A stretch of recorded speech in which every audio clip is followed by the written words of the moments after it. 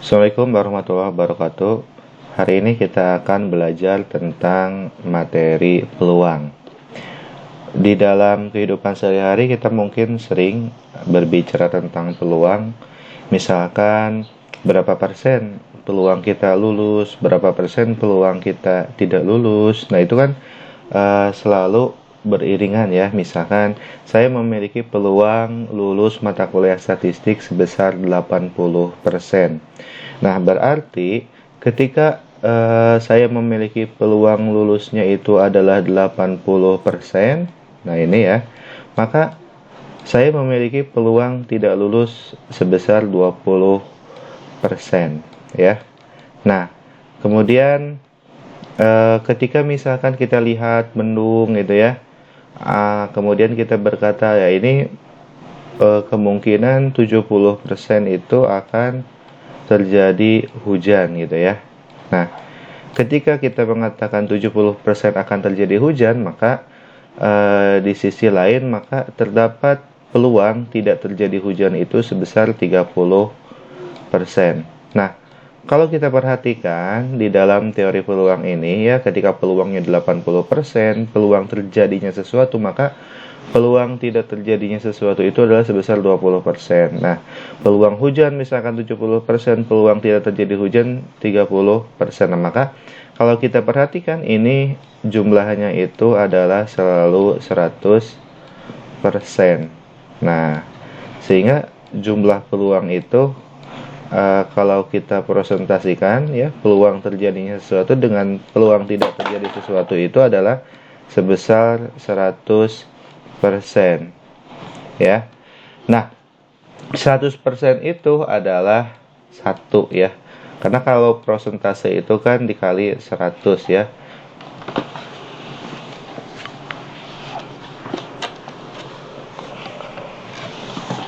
Oke, karena yang namanya persentase itu selalu dikalikan dengan 100 ya.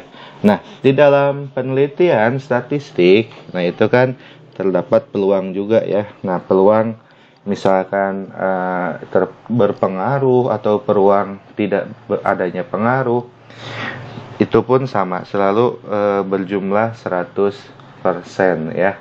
Nah, di dalam statistik ya, maka ini pun seringkali dipakai ya, yang namanya tentang teori tentang peluang ini ya. Misalkan kita mengadakan penelitian ya, confidence intervalnya peluang kebenarannya itu adalah 95%. Nah, maka penelitian kita itu memiliki peluang tingkat kesalahannya itu adalah sebesar 5%. Nah, ketika dijumlahkan itu adalah 100% ya, antara peluang terjadi dengan peluang tidak terjadi, peluang tingkat kepercayaan dan peluang tingkat kesalahan itu selalu 100%, dan 100% itu adalah 1 ya. Nah, jadi peluang itu nilai maksimalnya itu adalah 1 atau 100% gitu ya. Nah, di dalam statistik ya, nanti kita akan mempelajari tentang kurva ya. Nah, ada kurva tentang peluang ya. Nah, kurva tentang peluang itu namanya adalah kurva Z ya. Nah, nanti kita akan belajar tentang kurva Z. Nah, kurva Z itu bentuknya simetris ya, seperti ini ya. Nah, di tengah-tengah ini adalah nilai Z sama dengan 0 ya.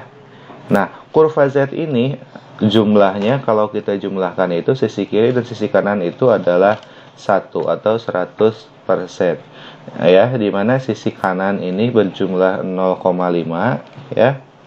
Nah, dan sisi kiri pun ini memiliki nilai 0,5 ya. Nah, kalau dijumlahkan sisi kiri dan sisi kanan ini adalah jumlahnya adalah 1 ya, sisi kiri dan sisi kanan. Nah, nilai di tengah ini adalah nilai Z sama dengan 0 ya. Nah, di sebelah kanan 0 ini adalah nilainya nanti adalah nilai Z-nya itu adalah positif ya. Dan di sebelah kiri 0 ini adalah nilai Z-nya negatif ya. seperti itu. Nah, nanti kita akan belajar tentang kurva Z ya. Nah, pada pertemuan ini saya akan mengenalkan dulu bahwa ada yang namanya kurva Z ya. Dan yang kedua itu ada satu lagi yang namanya adalah kurva X ya, yang satunya lagi. Nah, kalau kurva X ini adalah kurva yang berdasarkan nilai yang akan kita teliti ya. Nah, misalkan kita akan meneliti tentang nilai UAS misalkan ya. Nah, ini tidak simetris ya. Nah, misalkan nilai UAS itu adalah rata-ratanya 70.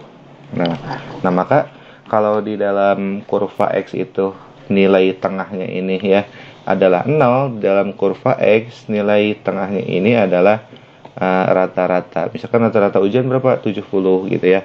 Nah, yang di sebelah kanan ini adalah yang lebih tinggi dari 70 ya. Nah, yang di sebelah kiri ini adalah nilai-nilai yang lebih rendah dari 70 gitu ya. Nah, nanti ini adalah ada yang namanya kurva X dan ada yang namanya kurva Z, yaitu kurva tentang peluang, di mana kurva Z ini memiliki nilai adalah 1 secara keseluruhan ya, di mana nilai 1 itu dibagi 2 ya, nilai sebelah kanan ini 0,5 dan nilai sebelah kiri itu adalah 0,5. Sehingga nanti kalau kita berbicara kurva Z ya, kurva distribusi normal, maka itu jumlahnya itu adalah dari 0 sampai 0,5 ya. Nah, karena itu satu sisi, di mana sisi kiri dan sisi kanan itu dianggap sama itu nilainya ya. 0,5 tambah 0,5 menjadi 1. Nah, untuk rumus ya penghitungan bagaimana nilai Z dan selanjutnya nanti kita akan bahas pada pertemuan selanjutnya ya, pada pertemuan di minggu depan. Pada hari ini saya kira cukup sekian saja materi kita. Assalamualaikum warahmatullahi wabarakatuh.